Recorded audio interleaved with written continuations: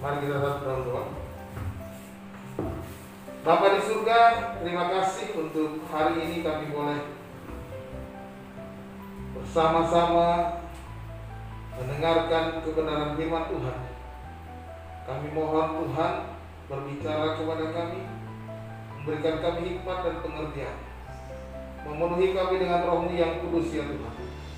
Terima kasih Bapa, berbicaralah kepada kami. Kami siap mendengar firman-Mu. Haleluya. Amin. Salam semuanya. Puji Tuhan, kita bisa bersama-sama kembali. Baik saudara-saudara dikasih Tuhan, hari ini firman Tuhan, renungan kita judulnya mengikut Yesus. Mengikut Yesus keputusanku. Baik sebentar, ini supaya tidak mengganggu.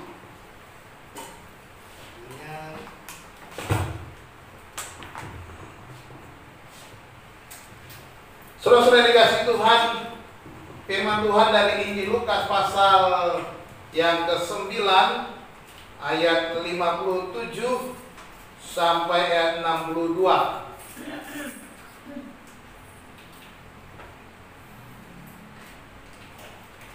Oke. Saya akan bacakan bacakan untuk kita semua. Demikian firman Tuhan. Ketika Yesus dan murid-muridnya melanjutkan perjalanan mereka, berkatalah seorang di tengah jalan kepada Yesus, "Aku akan mengikut engkau kemana saja engkau pergi." Yesus berkata kepadanya, "Serigala mempunyai liang dan burung mempunyai sarang, tetapi Anak Manusia tidak mempunyai tempat untuk meletakkan kepalanya." Lalu ia berkata kepada seorang lain, "Ikutlah aku." Tetapi orang itu berkata, "Izinkanlah aku pergi dahulu menguburkan Bapakku." Tetapi Yesus berkata kepadanya, "Biarlah orang mati menguburkan orang mati, tetapi engkau pergilah dan beritakanlah kerajaan Allah di mana-mana." Dan seorang lain lagi berkata, "Aku akan mengikut engkau Tuhan, tetapi izinkanlah aku pamitan dahulu dengan keluargaku." Tetapi Yesus berkata, "Setiap orang yang siap untuk membajak tetapi menoleh ke belakang tidak layak untuk kerajaan Allah." Demikian firman Tuhan. Saudara-saudara, apakah yang perlu kita miliki untuk dapat mengikut Yesus? Ini harusnya menjadi sebuah pertanyaan, pergumulan kita. Apakah saya memenuhi syarat untuk mengikut Yesus? Kan gitu. Sebenarnya bukan kelebihan kita yang diutamakan Tuhan. Karena kalau kelebihan kita, semuanya itu pasti penuh dengan keterbatasan. Apa yang Yesus mau? Tuhan Yesus lebih mementingkan hati yang diubahkan daripada segala kelebihan-kelebihan. Kehebatan kita, kemampuan kita, kepintaran kita, kekayaan kita, kecakapan kita, itu tidak berarti tanpa hati yang diubahkan. Ya. Jadi Yesus menerima kita apa adanya, bukan karena kelebihan kita. Ketika kita mengikut Dia, Yesus menerima kita apa adanya, bukan karena apa kelebihan-kelebihan kita, bukan karena kita kaya, bukan karena kita pintar, bukan karena kita cakap, cantik, ganteng dan lain sebagainya. Tetapi Tuhan menerima kita apa adanya. Nah, hari ini kita belajar 3 kunci penting untuk mengikut Yesus. Ada 3 hal penting untuk mengikut Yesus. Yang pertama, kita belajar bahwa kunci yang pertama, siap apa? Berkorban. Itu yang pertama.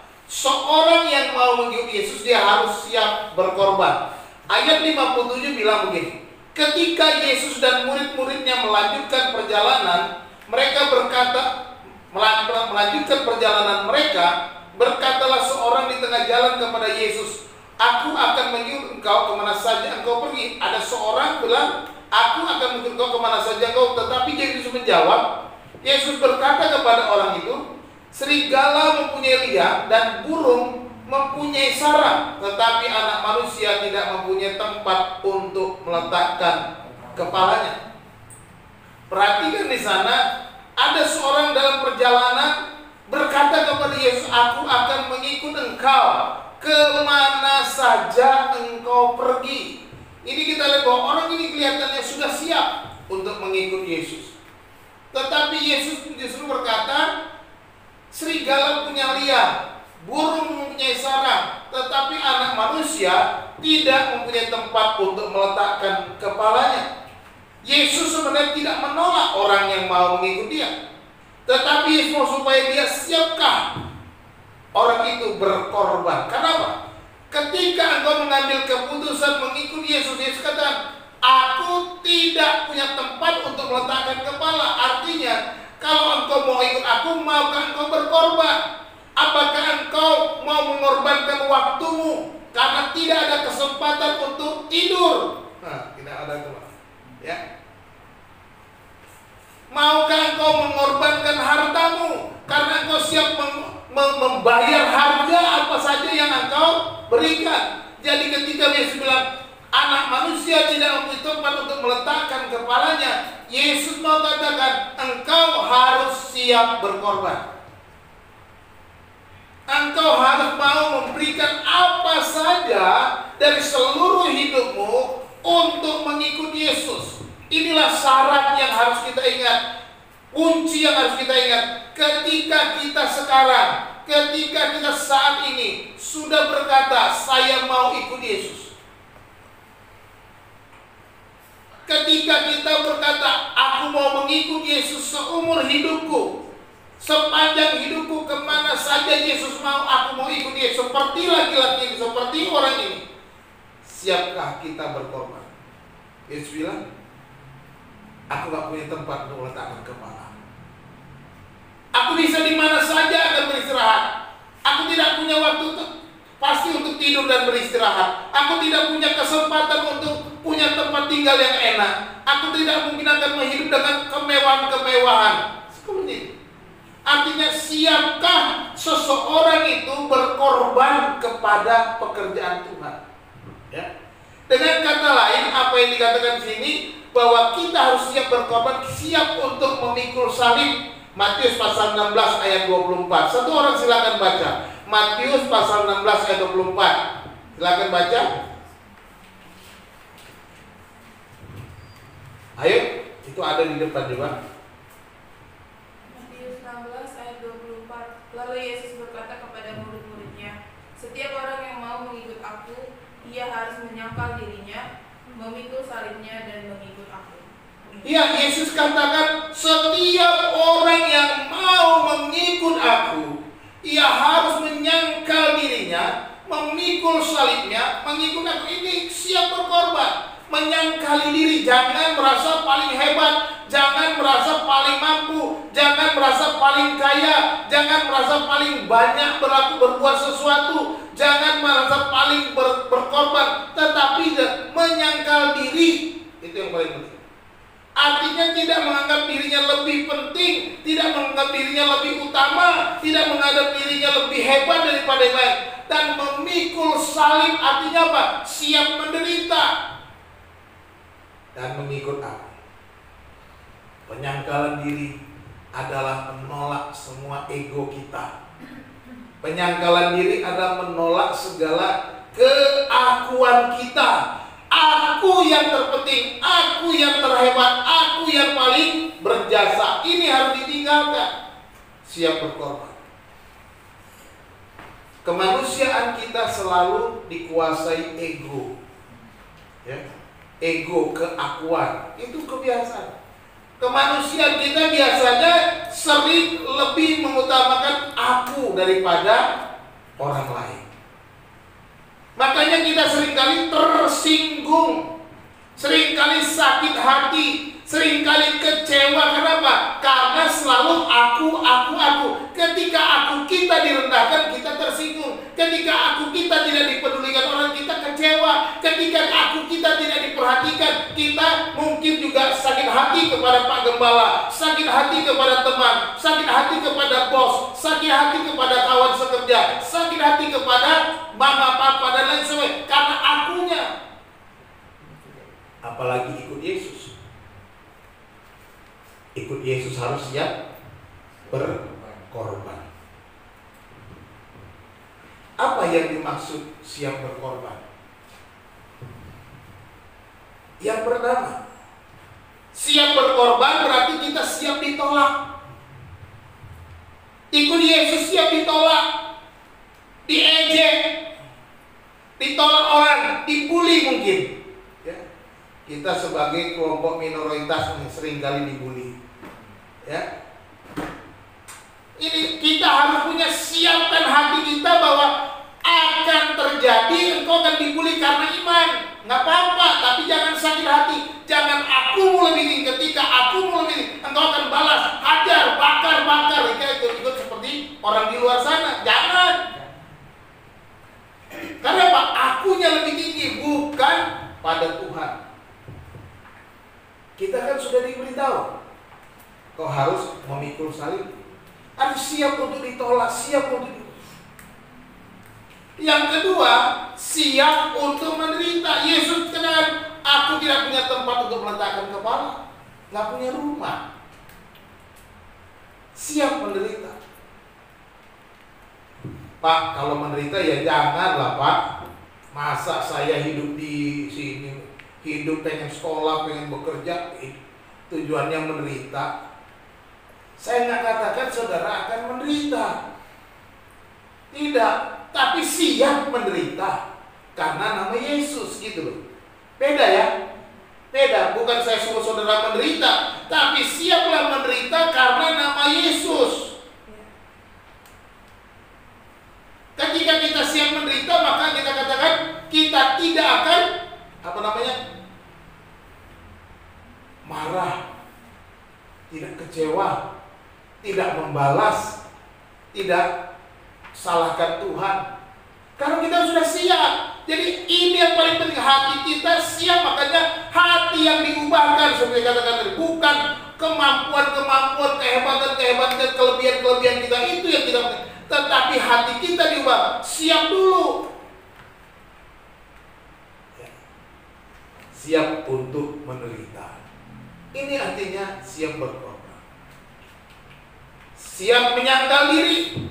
Seperti saya katakan tadi, lupakan egomu, lupakan keakuanmu, lupakan rasa hebatmu, lupakan kalau engkau anak orang kaya, lupakan kalau engkau anak jenderal, lupakan kalau engkau punya segala-galanya, lupakan kalau engkau paling cantik dari semuanya, lupakan kalau engkau paling ganteng dari semuanya, lupakan itu, menyangkal diri, anggap aja biasa saja. Semuanya di hadapan Tuhan, semua itu fana, sementara. Semua itu akan hilang. Nyangkal diri aja, ya. Karena dengan menyangkal diri supaya apa? Supaya seperti Yohanes bilang, engkau akan bertambah-tambah besar dan aku semakin berkurang, semakin kecil. Biar Yesus yang semakin besar, kita semakin kecil. Biar Yesus semakin dimuliakan, kita semakin tidak bernilai, tidak ada apa-apa, nggak masalah. Orang tidak mengingat engkau, nggak masalah. Yang penting Tuhan mengingat engkau. Itu paling penting. Daripada orang ingat engkau, Tuhan lupa sama kamu, udah hidupmu nanti tinggal di neraka aja. Ya, menyangkal di. Yang keempat, berarti siap kesepian, lonely. Harus siap. Karena apa? Orang mungkin nggak mau, dia orang Kristen, nggak mau bergaul. Nggak apa-apa. Siapkah kita kesepian?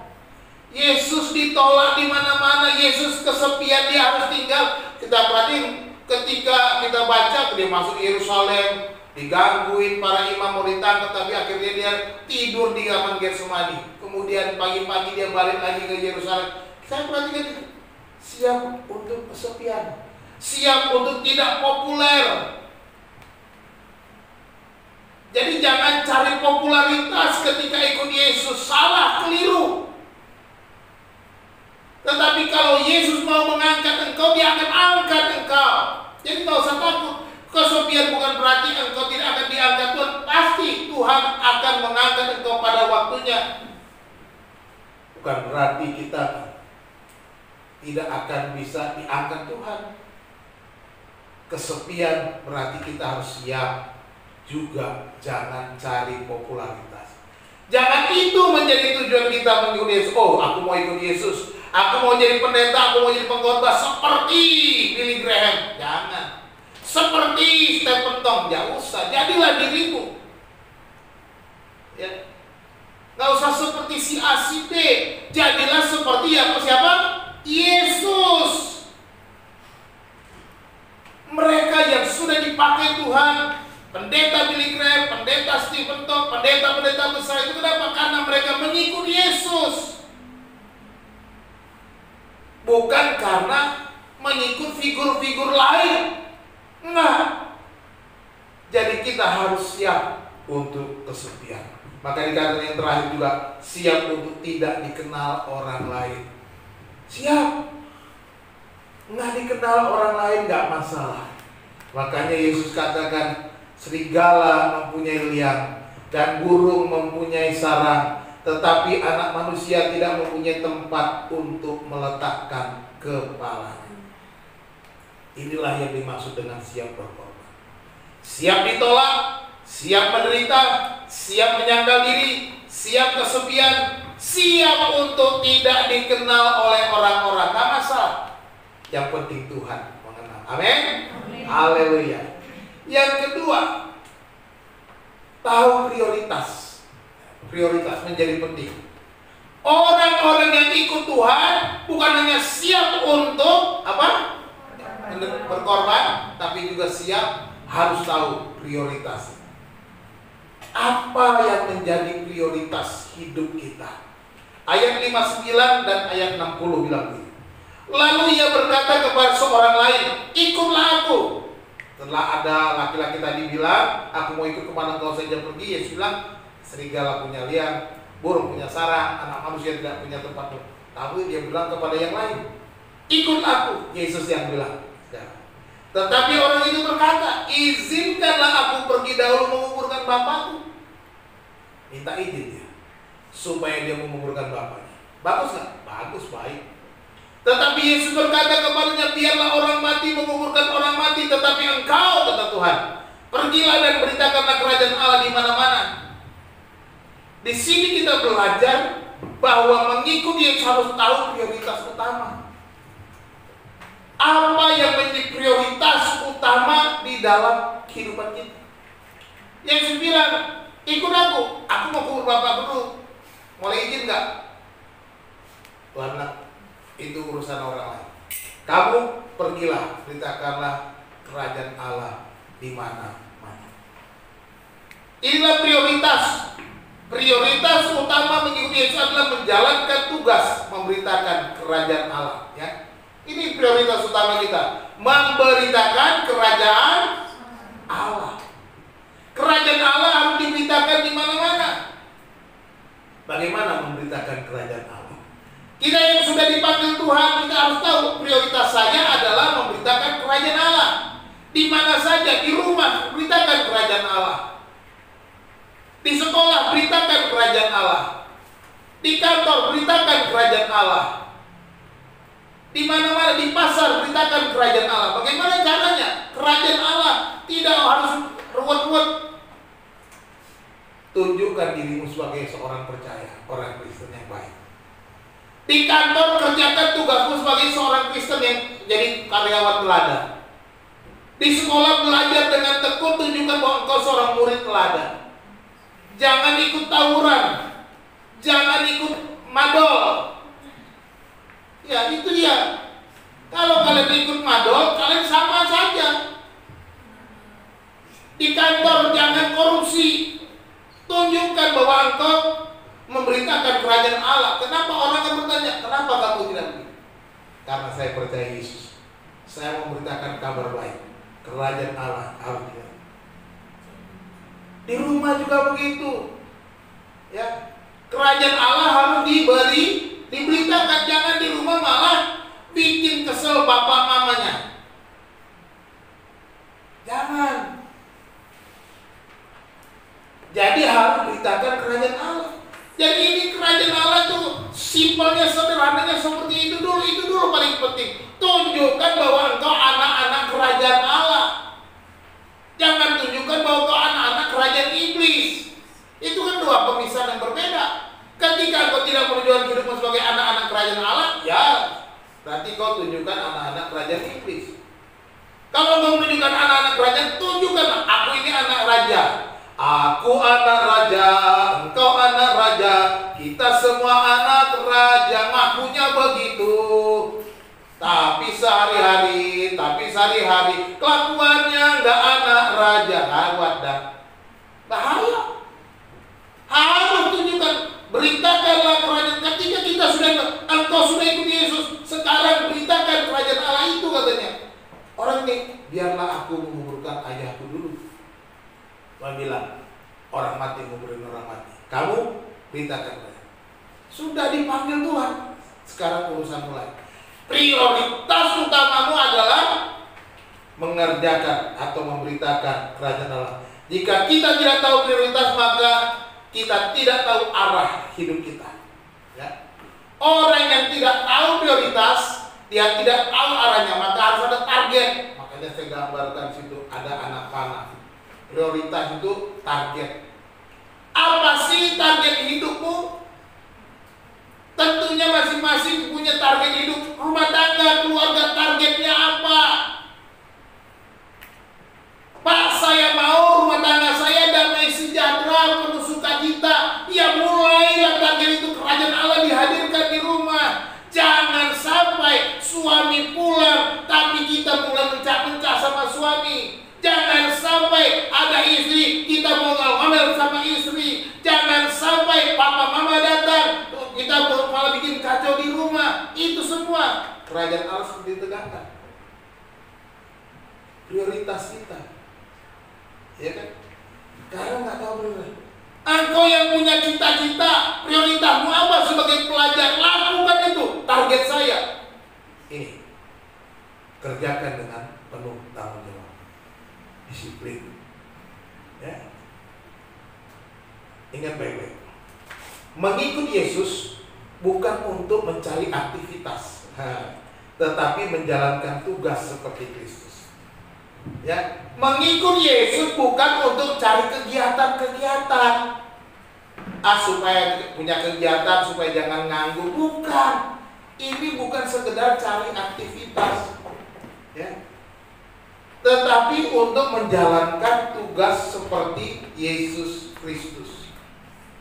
Ini yang harus kita ingat baik-baik, ya. Jangan merasa bahwa kita ini hanya melakukan kegiatan, tapi apa yang Yesus mau lakukan, itulah yang kita harus lakukan. Perhatikan, beritakanlah kerajaan Allah. Mengapa ini menjadi prioritas? Alkitab mencatat bahwa Yesus datang untuk memberitakan kerajaan Allah. Matius 4 ayat 23. Satu orang baca lagi. Matius 4 ayat 23. Ini kita lihat Yesus sendiri datang untuk memberitakan kerajaan Allah. Silakan baca. Yesus pun berkeliling di seluruh Galilea. Ia mengajar dalam rumah-rumah ibadat dan memberitakan Injil kerajaan Allah serta melenyapkan segala penyakit dan kelemahan di antara bangsa itu.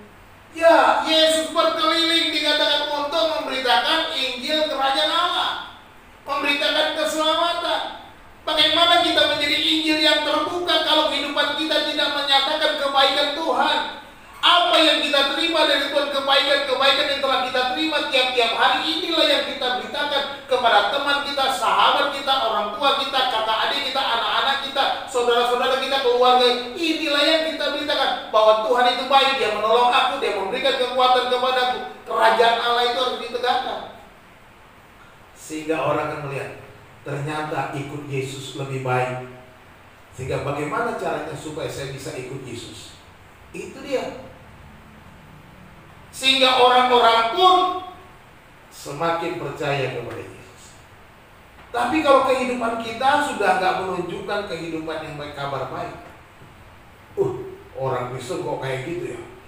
orang Kristen tuh kerjanya nyopet, orang Kristen tuh kerjanya ngerampok, orang Kristen itu kerjanya nodong. Nah begitu repot. Orang Kristen kerjanya bohong. Karena apa? Karena kebanyakan yang ditangkap namanya si Petrus, si Markus, masuk penjara. Kenapa? Karena nyopet. Ya kan? Namanya begitu. Coba namanya yang lain, kan nggak masalah, ya kan? Nah ini yang kita harus ingat baik-baik. Juga di dalam Matius pasal 12 ayat 28, Yesus datang untuk menyatakan kerajaan Allah. Satu orang baca lagi, Matius 12 ayat 28.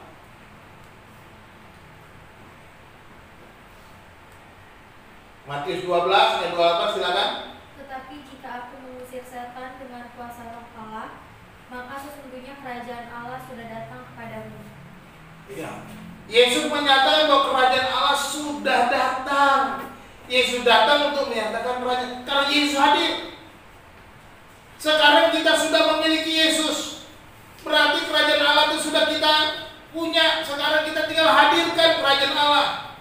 Seperti doa Bapa, datanglah kerajaanmu, jadilah kehendakmu di bumi seperti di surga. Kitalah yang harusnya menyatakan kerajaan Allah itu. Karena apa? Yesus sudah datang dan kerajaan Allah sudah datang. Jadi kita perhatikan di sini dalam ayat ini, Yesus sudah tidak melarang soal penguburan orang mati itu, tetapi di sanalah kerajaan Allah harus diberitakan. Ketika kita ketemu orang mati, ya kita harus beritakan kerajaan Allah kepada orang-orang yang masih hidup. Ya. Karena yang orang mati tidak perlu lagi diinjili. Orang mati sudah tamat, sudah selesai, di end. Nggak perlu ada penginjilan untuk orang mati. Yesus sudah melakukannya. Kita sudah baca di Alkitab, Yesus turun ke dunia orang mati dan Petrus ya. Sudah, Yesus sudah melakukan memberitakan Injil kepada orang mati pada dulu. Sekarang sesudah zaman Yesus, sudah zaman Roh Kudus sudah turun, nggak perlu lagi ada kita turun untuk menginjili orang mati. Yang penting sekarang yang hidup ini harus mendengar kerajaan Allah. Kerajaan Allah harus diberi. Siap menderita, tahu prioritas. Ini kunci yang penting bagi kita. Kalau kita nggak tahu prioritas, kita nggak tahu kemana kita melangkah. Kita nggak tahu target kita. Kita bisa hidup semaunya, tidak bisa mengatur kehidupan kita. Ya, orang yang sekolah akhirnya main-main, main game terus, nggak mau peduli dengan pelajaran sekolah. Hati-hati, ya putra ya. Jangan game terus. Targetmu apa? Main game terus, kamu nggak beritakan kerajaan Allah. Tapi jadilah anak yang baik. Belajar dengan baik. Jadilah pelajar yang baik supaya berhasil. Yang ketiga, fokus pada tujuan. Ya. Siap menderita, siap berkorban. Tahu prioritasnya, prioritas kita harus punya prioritas apa yang kita mau buat. Yang ketiga, fokus pada tujuan kita. Ayat 61 dan 62. Dan seorang lain lagi berkata, orang yang ketiga bilang begini, aku akan mengikut engkau Tuhan, tetapi izinkan aku pamitan dahulu dengan keluargaku. Baik gak? Ya baik, kasih tahu dulu sama orang tua. Tapi Yesus bilang apa? Tetapi Yesus berkata, setiap orang yang siap untuk membajak tetapi menoleh ke belakang tidak layak untuk kerajaan Allah. Prioritasnya sudah ada jelas, kerajaan Allah. Sekarang kamu harus fokus. Orang yang sudah siap untuk membajak tapi masih menoleh ke belakang, kata Tuhan, tidak layak. Orang yang sudah siap untuk ikut Yesus tapi masih mikir-mikir lagi, masih mikir-mikir bagaimana nanti cukup enggak, aku perlu bekal enggak, dan lain sebagainya. Enggak perlu, enggak penting. Ketika kita dipilih Tuhan, mengikut Tuhan, pasti Tuhan sediakan. Amin. apa yang kita perlukan. Amin. Satu contoh seperti saya pernah ceritakan, ya, mungkin saudara masih ingat, mungkin udah lupa. Kalau seandainya saja saya ini adalah perusahaan otomotif mobil, yang bagus apa ya? Ferrari. Nah, keren. Agak bagus sedikit. Saya ini yang punya Ferrari, pemilik Ferrari.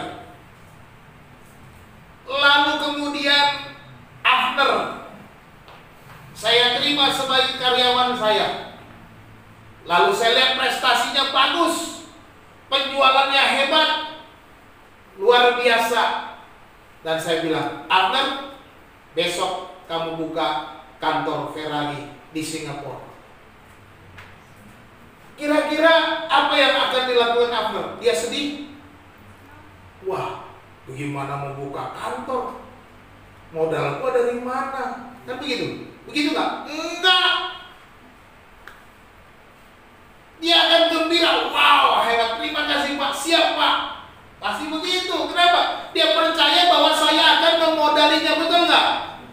Saya akan beri, mungkin akan kontrak tempat. Saya akan sediakan mobil Ferrari. Saya akan bilang, Abner pergi survei. Apa dia Abner bilang? Waduh, gimana Pak mau survei? Ongkos dia nggak punya. Enggak.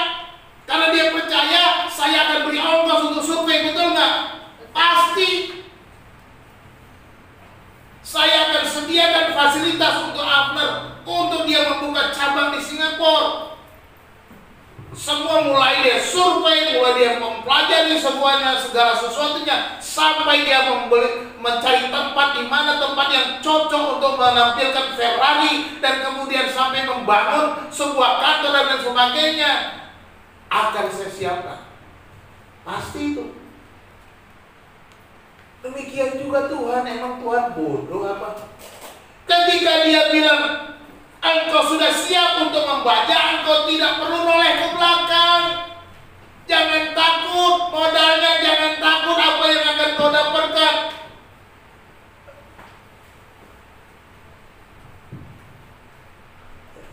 Tujuan kita kan memberitakan kerajaan Allah, ya kan? Sekarang kita mau supaya fokus pada tujuan itu, bukan kepada hal-hal yang duniawi lagi, bukan kepada hal-hal sepele, bukan kepada apa saya cukup, apa tidak, apa kurang, apa enggak. Seringkali orang berpikir, wah kalau mau jadi pendeta nanti nggak cukup, kalau jadi pendeta nanti nggak bisa apa-apa. Ya nggak masalah, yang udah bilang siap berkorban. Udah di awal udah gitu, sudah siap berkorban, nggak masalah, siap saja. Kalau memang harus menderita, maka saya katakan kepada Tuhan dari dulu, kalau kita mau menderita biar aja menderita, itu terserah Tuhan. Kalau kita mau puasa, dibuat puasa aja nggak apa-apa, ya terserah Tuhan, nggak masalah. Semuanya harus dijalani karena ini panggilan, bukan sekedar cari aktivitas daripada jadi pengangguran jadi pendeta. Enggak, bukan pengangguran. Ya. Jadi kita lihat bahwa Yesus mau supaya fokus pada tujuannya, bukan pada hal-hal duniawi. Percayalah, segala sesuatu yang Tuhan sediakan, orang yang tidak fokus pada Tuhan tidak layak untuk kerajaan Allah. Siap membaca, siap untuk mengikuti Yesus, siap fokus pada tujuan. Ini yang harus kita lihat. Siap untuk ikut Yesus, harus siap juga berjalan bersama Yesus. Siap untuk ikut Yesus. Meskipun saya susah menderita dalam dunia, saya mau iring Yesus sampai selama-lamanya. Tidak usah engkau hitung-hitung materi apa yang kau dapatkan, keuntungan apa yang kau dapatkan, besar atau kecil, sehingga engkau mengambil keputusan aku mau ikut Yesus. Bukan itu perhitungan. Siap berkorban, tahu prioritasnya, fokus pada tujuan, itu yang menjadi kunci untuk ikut Yesus untuk berhasil. Ketika kita fokus pada tujuan, kita tahu apa yang kita kerjakan, fokus kita sudah jelas seperti Rasul Paulus juga. Aku melupakan apa yang ada di belakangku dan mengarahkan diri kepada apa yang ada di hadapanku. Fokus ya. Dan berlari-lari mencapai tujuan untuk memperoleh hadiah, yaitu panggilan surgawi. Jadi Paulus sendiri sudah mencontohkan, meneladankan kepada kita supaya kita fokus dan kita kejar.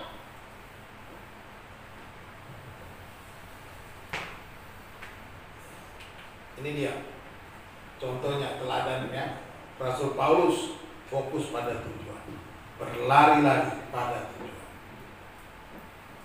Jadi kita lihat teladan para rasul. Rasul Paulus dia fokus pada tujuan, enggak mau melenceng-melenceng. Padahal kalau dipikir Paulus itu udah hidupnya udah enak, masa mudanya enak, sudah menjadi orang yang dipercaya karena dia orang yang pintar, termasuk ahli kitab, punya masa depan cerah. Kalau dari segi keilmuan orang Yahudi pada waktu itu, murid dari seorang maha guru pada waktu itu namanya Gamaliel. Dia orang pintar kitab Taurat, tahu hukum-hukum Taurat seluruhnya. Dia punya masalah, bisa menjadi pemimpin Sanhedrin, bisa menjadi pemimpin agama, bisa menjadi tokoh MUI, Majelis Ulama Israel maksudnya. Bisa. Tetapi ketika Yesus menangkap dia melupakan Allah. Semuanya itu kuanggap rugi karena semua itu sampah. Aku ini orang Ibrani asli, keturunan orang Israel. Dalam melakukan hukum Taurat aku tidak bercacat. Wah, hebat dia. Tetapi semua itu kuanggap rugi karena Kristus. Dia fokus pada tujuan. Aku melupakan semuanya itu di belakangku. Ya. Dan mengarahkan diri kepada apa yang ada di hadapan dan berlari-lari untuk mencapai tujuan. Peroleh hadiah, yaitu panggilan surgawi dalam Kristus Yesus Tuhan. Itu yang penting. Kemudian juga rasul-rasul. Ini kisah Rasul pasal 6 ayat 2 ini kisah tentang para rasul ketika ada perselisihan. Orang-orang meminta supaya para rasul mengatur pelayanan. Mereka bilang, pilihlah 7 orang untuk melayani supaya kami fokus pada firman Tuhan.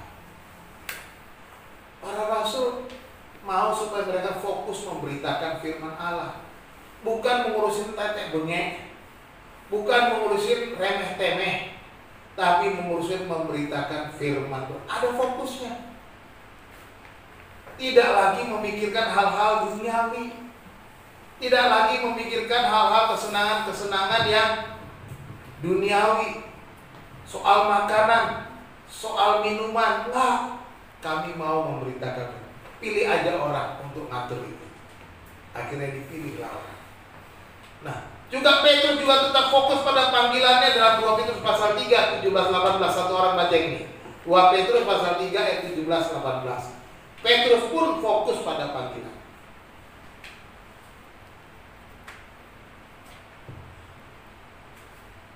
Silakan baca 2 Petrus pasal 3. 2 Petrus pasal 3 ayat 17-18.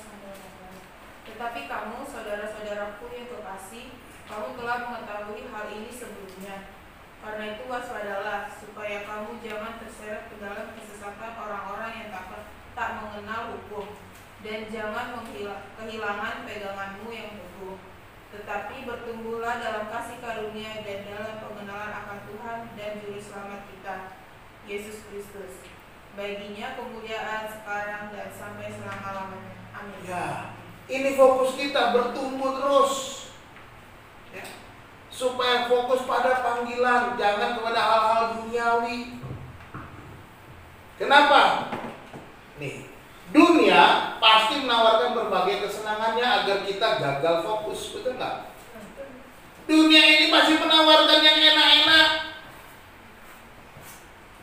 yang membuat kita gagal fokus pada tujuan kita. Makanya belajar di rumah, yang ditahu pakai apa? Online. Akhirnya ketika kita online, bukannya online belajar di rumah, main game. Dunia menawarkan sebelahnya game, kan gitu. Ada yang senyum-senyum, kayaknya prakteknya kenyataan. Ya, macam-macam. Itu satu. Misalnya pesta pora, hedonisme, ya, kesenangan duniawi. Ini hati-hati dengan kesenangan-kesenangan duniawi. Sekarang ini Tuhan kasih kita pandemi harusnya menjadi pelajaran buat kita. Meninggalkan hedonisme, meninggalkan pesta pora, meninggalkan keramaian, meninggalkan kerumunan, meninggalkan kongko, meninggalkan rumpi. Itu seharusnya kita bersyukur ada kebaikan ketika ada pandemi juga. Ngerumpinya dihilangin, ya, nongkrongnya dihilangin, pesta poranya dihilangin, dugemnya dihilangin. Ya, dugem apa? Dunia gemerlap, itu. Dunia malam juga dulam. Dunia malam yang gelap, yang disco, ditinggalkan, jangan ada itu. Di sini mah nggak ada ya, nggak ada yang ngaku. Oh, emang nggak ada beneran. Dunia itu menawarkan seperti pesta pora dan semua ini, kita buat gagal fokus. Kita gagal sebagai anak Tuhan, kita gagal menjadi anak yang memberitakan kerajaan Allah. Yang kedua, narkoba ini hati-hati. Narkoba ini ditawarkan oleh dunia supaya kita gagal. Banyak orang sudah gagal karena narkoba, bahkan kehilangan nyawa. Banyak orang gagal menjadi sesuatu yang berarti, yang bernilai oleh karena apa? Narkoba itu bahaya. Jadi ingat baik-baik, anak-anak muda, jangan engkau ikut-ikutan dengan narkoba. Mulai dari mana? Jangan ikut-ikutan merokok teman-temanmu. Ingat baik-baik.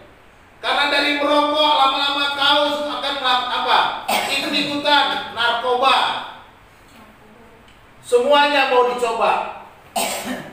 Jangan ikut minum minuman keras. Kalau minum air putih nggak apa-apa. Tapi kalau putih tapi whisky jangan. Merah kalau teh nggak apa-apa, jangan merah tapi anggur. Mabok-mabok itu hati-hati. Dari situ, wah cuma 1 sloki pak, ya 1 sloki, besok 2 sloki, besok 3 sloki, besok 1 botol, besok 5 botol, mabok lu. Habis itu narkoba ikutan. Sedikit coba, enak loh, fly doang, fly. Enak ya. Wah rasanya seperti di sorga. Iya, rasanya sorga dunia itu. Nanti saudara gak ikut sorga yang asli, sorga tipu-tipu. Nanti itu sama Pak, begitu mati bilang, Tuhan kok saya gak masuk sorga? Kan saya udah percaya Yesus. Iya kamu tuh cuma percaya Yesus pura-pura. Kamu gak percaya, kalau kau percaya Yesus kamu punya fokus. Ikut Yesus pasti punya fokus. Tapi kau nggak fokus, kau tidak layak. Karena kau sudah dapat surga dunia, surga di asli kan. Surga palsu udah dapat nggak? Surga asli nggak usah. Mau cari yang mana? Surga asli atau surga palsu? Ya nikmati aja. Hidupmu asal-asalan aja, maka kau akan dapatkan surga palsu. 3 hal itu yang harus kita ingat. Siap berkorban, tahu prioritas, fokus pada tujuan. Ini kunci untuk mengikuti Yesus supaya kita berkenan kepada Tuhan, menyenangkan hati Tuhan. Seperti kita nyanyi, menyenangkanmu, senangkanmu, hanya itu kerinduanku. Kalau kita memang benar-benar mau menyenangkan Tuhan, siap berkorban. Tahu prioritasmu apa sebagai seorang anak Tuhan. Fokus pada tujuanmu sebagai seorang anak Tuhan. Apa yang harus kita lakukan? So what next? Mengikuti Yesus dengan siap berkorban tidak berarti kita akan terus menderita. Ya tidak, saya katakan bahwa kita akan menderita terus. tetapi kita siap menerima dengan syukur atas setiap pengalaman mengikuti Yesus. Apapun pengalaman hidup kita, kita akan selalu bersyukur dalam kesulitan, dalam sakit penyakit, dalam penderitaan. Kita bersyukur karena kita sudah siap. Orang-orang yang tidak bersyukur, dia tidak siap. Masa saya udah ikut Yesus kok menderita? Masa saya ikut Yesus kok sakit-sakitan? Masa saya ikut Yesus kok susah terus? Masa ikut Yesus bisnis saya belum maju-maju? Karena nggak siap. Ketika ujian datang, yang ada nyalah-nyalahkan Tuhan. Ini gara-gara Tuhan nih nggak mau baik sama saya. Siapa yang bilang Tuhan itu baik, selalu baik dan tidak pernah tidak baik? Sekalipun kita mengalami kesulitan. Ya, kebaikan Tuhan jangan engkau ukur dengan keadaanmu, dengan penderitaanmu, dengan masalah yang kau hadapi. Kebaikan Tuhan gak usah dibandingkan dengan apa yang kau alami. Kebaikan Tuhan gak pernah berubah. Amin. Amin. Yang kedua, prioritas mengikuti Yesus adalah prioritas Kristus sendiri. Kita pun harus siap memberitakan kerajaan Allah tiap waktu dan tiap tempat di mana saja. Ini prioritas. Ini prioritas Yesus. Memberitakan kerajaan Allah. Di mana saja, kapan saja, jadilah pemberita kabar keselamatan. Fokus pada tujuan memimpin kita pada arah yang benar dalam mengikuti sehingga mencapai tujuan yang Yesus mau. Nah, ketika kita fokus, kita akan mencapai tujuan yang Yesus mau. Makanya gambar latar belakang itu gambar pelari. Pelari itu perjuangan. Mereka berlari berlomba untuk mencapai tujuan. Mereka yang fokus pada tujuan, mereka akan mencapai garis akhir. Penutup. Ya. Kita telah belajar hal yang harus kita miliki dalam hidup Yesus. Apa saja? Siap? Itu yang pertama. Mentalmu harus benar-benar supaya kita hidup dengan syukur. Yang kedua, tahu prioritas. Yang ketiga, fokus pada tujuan. Nah, oleh sebab itu kita akan gagal memahami arti mengikuti Yesus kalau kita tidak tahu itu 3 poin. Ketika kita gagal memahami arti mengikuti Yesus, maka hidup yang tak terarah. Hidupmu tidak akan terarah karena nggak paham apa artinya ikut Yesus. Yesus sudah mengajarkan manusia berkorban, tahu prioritas, fokus pada tujuan. Kalau kamu nggak mengerti 3 hal ini, hidupmu tidak terarah, hidupmu kacau balau, hidupmu tidak akan mencapai tujuan. Kau akan menyesali setiap keadaan, mengeluh, menyesal, ikut Yesus percuma, jadi orang Kristen percuma, mengatakan itu segalanya. Karena Pak, gagal paham, akhirnya Pak, kompromi terhadap dunia, kompromi dengan dosa, melakukan pelanggaran, ini yang terjadi, gagal paham.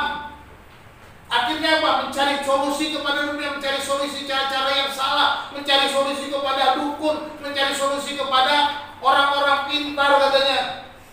Kompromi dengan dosa. Dan kemudian kita akan menuntut hak yang berlebihan. Nih, makanya bagian yang begini nih, ya. Itu yang bagian ke sana dan bagian ke bawah. Gagal. Menuntut hak yang berlebihan. Kita seringkali aku maunya begini Tuhan, aku kan sudah begini, aku maunya ini. Kita tuntut segala sesuatunya. Tidak perlu engkau menuntut Tuhan, sebab Tuhan tahu kapan engkau akan diberkati. Amin. Nggak usah ngajarin Tuhan. Emang pinteran siapa, lu apa Tuhan? Jadi nggak usah ngajarin Tuhan. Ya seringkali kita nuntut kan soal ngajarin Tuhan. Tuhan kan tahu saya tuh mesti makan. Tuhan kan tahu anak saya lapar. Tuhan kan tahu saya mesti bayar uang sekolah. Tuhan kan tahu saya mesti bayar uang kontrakan. Ya tahu Tuhan. Tapi engkau harus betul-betul ingat, siap berkorban, tahu prioritas, fokus pada tujuan. Maka semuanya akan aman. Jangan usah tuntut hak berlebihan. Dan yang kelima, menyalahkan orang lain, bahkan menyalahkan Tuhan. Ini ketika kita gagal memahami arti mengikuti Yesus, kita akhirnya saling menyalahkan. Suami menyalahkan istri, istri menyalahkan suami, ayah menyalahkan anak, anak menyalahkan ayah dan kakak menyalahkan adik, adik menyalahkan kakak, bos menyalahkan karyawan, karyawan menyalahkan bos, dan semua akhirnya menyalahkan Tuhan. Lihat apa yang dilakukan oleh Adam dan Hawa. Adam, di manakah engkau? Adam yang ngumpet ketika makan buah yang dilarang Tuhan. Adam, di manakah engkau? Tuhan, ketika aku dengar engkau datang, aku ketakutan sebab aku telanjang, katanya. Kalau gitu suaranya si Shinchan, aku telanjang, itu masih Shinchan ya. Siapa yang kasih tahu kau telanjang? Kata Tuhan. Apakah kau makan buah yang kularang itu? Kata Tuhan. Apa yang dilakukan Adam? Perempuan yang kau tempatkan di sisiku itu Tuhan yang memberikannya kepadaku, maka aku makan. Disalahkan siapa? Hawa. Dia salahkan istrinya. Tapi bukan salahkan istri saja. Disalahkan siapa? Tuhan. Karena apa? Perempuan yang kau tempatkan. Kan kau yang tempatkan Tuhan. Kan artinya Tuhan yang kasih kok. Kenapa Tuhan kasih saya perempuan? Kalau lagi tuh salahkan perempuan, salahkan Tuhan, komplit. Ya kan? Hawa pun nggak mau kalah. Ular itu yang memperdaya aku. Nah, dia salahkan si ular. Inilah kebiasaan kita. Gagal memahami pengikut Tuhan. Kita menyalahkan orang lain, menyalahkan Tuhan. Tuhan Yesus memberkati kita. Kita bersatu dalam doa. Mari kita berdoa. Allah Bapa kami yang di surga, kami bersyukur kepadamu. Kami boleh mendengar firman Tuhan. Kami boleh belajar mengikut Tuhan, supaya kami tidak gagal memahami apa artinya mengikut Engkau, sehingga hidup kami boleh bertumbuh, berbuah, dan bersuka cita penuh dengan damai sejahtera. Oleh karena nama Tuhan, kami mau siap untuk berkorban. Kami mau untuk mengutamakan prioritas-prioritas terpenting dalam hidup kami, dan kami fokus pada tujuan yang Tuhan tetapkan. Tuhan, mampukan kami melakukan firman. Ajar kami untuk senantiasa bersyukur, sehingga kami tidak saling menyalahkan, tidak menyalahkan siapapun, tapi kami menerima hidup kami dengan ucapan syukur dan menjalaninya dengan sukacita. Terima kasih Bapa, hamba-Mu berhenti berbicara ya Tuhan. Roh Kudus, hamba memohon, biarlah Engkau mengingatkan kami ketika kami pulang dan keluar dari tempat ini. Ketika kami menjalani hari-hari kami, biarlah Engkau